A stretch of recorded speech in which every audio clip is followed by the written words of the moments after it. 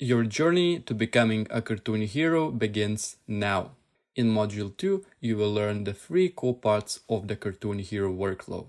How to create various scenes of your character using just a text prompt, how to animate those scenes you've created, and how to assemble everything into one using the CapCut video editing program. You will learn it all in the coolest way possible, by creating your first mini cartoon, Hopeless Steve. Let's watch it now. Wake up, Steve, you're late again. Your toast is burnt, your shoes aren't friends. Life's a race, but you're last in line. You try so hard to stay afloat, but your paper boat's got a hole. Hopeless Steve, oh hopeless Steve, your heart's too big for it to leave. When the chips are down, you take the dive. Somehow, Steve, you're still alive. You're going to make this cartoon in 3 main steps. First, you'll generate a bunch of different scenes of our character Steve. Second, you'll animate all of those scenes. Third, you will assemble everything into one using CapCut. Let's begin with step 1. Every AI cartoon starts with a source image. This image is extremely important. It defines the style, the main character, and the environment of your cartoon. Every time you start a new AI cartoon, you begin with a source image, out of which you build all the scenes. That's the reason why it's called a source image.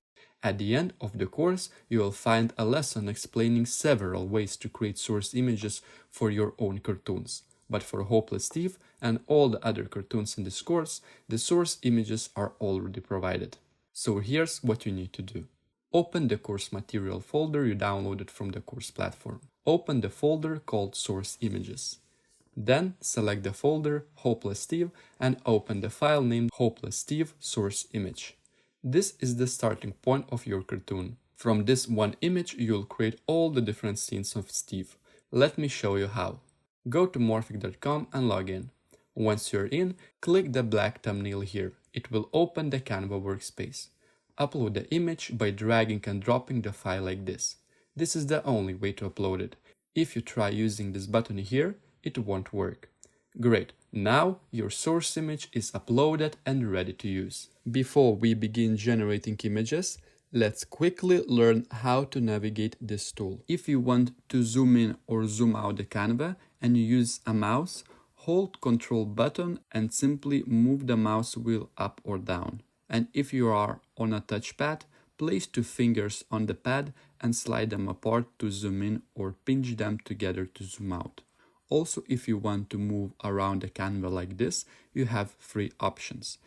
On a mouse, press the mouse wheel and then move the mouse around. On a touchpad, hold 2 fingers together and move them around. You can also just press the H key on your keyboard to change the mode, then move the canvas by holding the left mouse button and dragging the mouse. Great. Now press on the source image and in the text box that appeared below the picture, type this text. Generate an image as if this character is driving a pizza delivery car.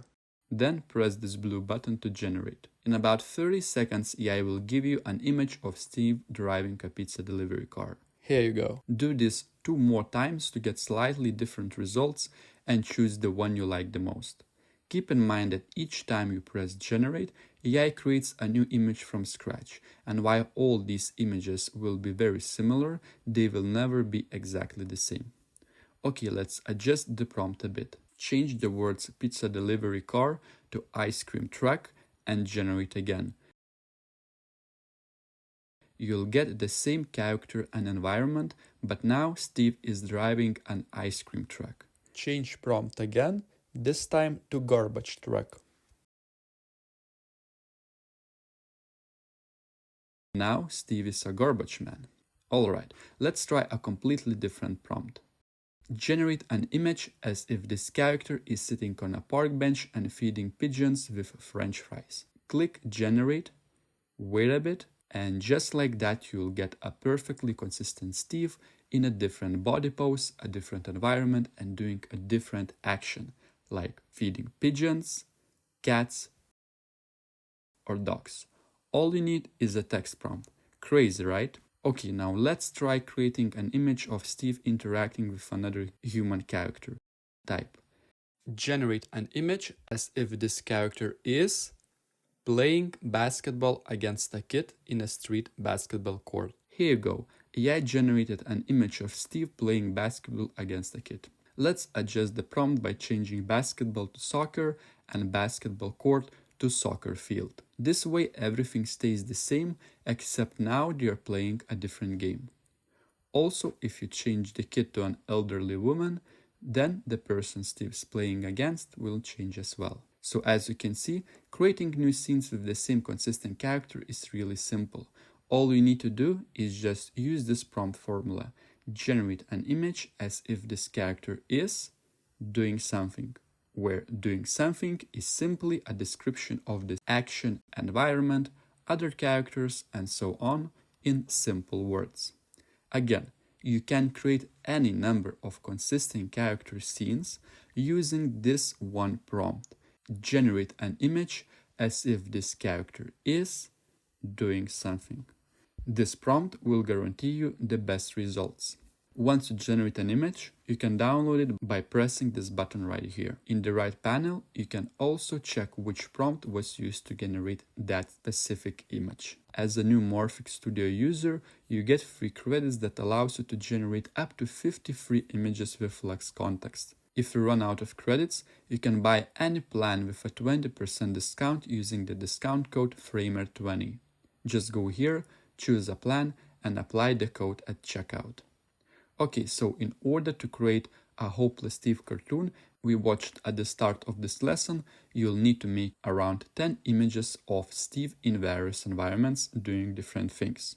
There are 3 ways to do that. You can come up with your own ideas for scenes that show the hopeless life situation of this character and write prompts yourself. Also, you can ask ChatGPT to do it for you, or if you want to move fast, you can simply use the prompts I've already prepared for you.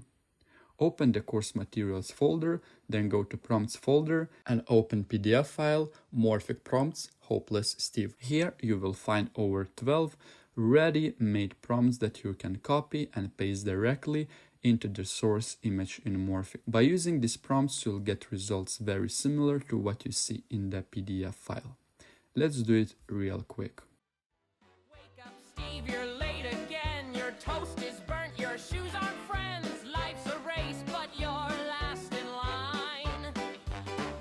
You try so hard to stay afloat. Great, now we have a bunch of static images of Steve in different life situations that show his hopelessness.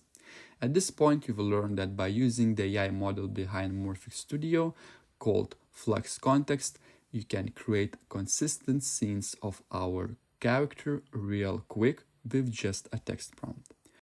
However, that's only a small part of what Flux Context can do. Here are some other cool things you can do with it. You can change the color of any object. It could be a car color, different cinema seats color, or anything else. You can also add elements. For example, add a pizza slice sign on top of the car. Add 10 beer bottles into the shopping cart. Or even add other characters. The same way you add objects, you can also remove them. Finally, you can customize your own version of Hopeless Steve by changing his appearance in the source image. For example, make him blonde, or his clothing. If you do that, all the following images you create out of this custom source image will then show your version of Steve instead of the original. The same applies to the time of year or weather. If you change the source image to rain or to winter, all the following outdoor scenes will have that weather. Great, so this is all you need to know about the Flux Context image editing model before we move on. To get ready for the next part of this workflow, make sure you generated 10 images of your Hopeless Steve character in different environments. Don't be a perfectionist here and don't spend too much time generating these scenes. The goal right now is to learn the workflow, not to make perfect results. If you are short on time, just use the prompts I've provided. Copy and paste them into Morphic, get the images, download all of them, and move on to the next lesson where we will animate them. See you there.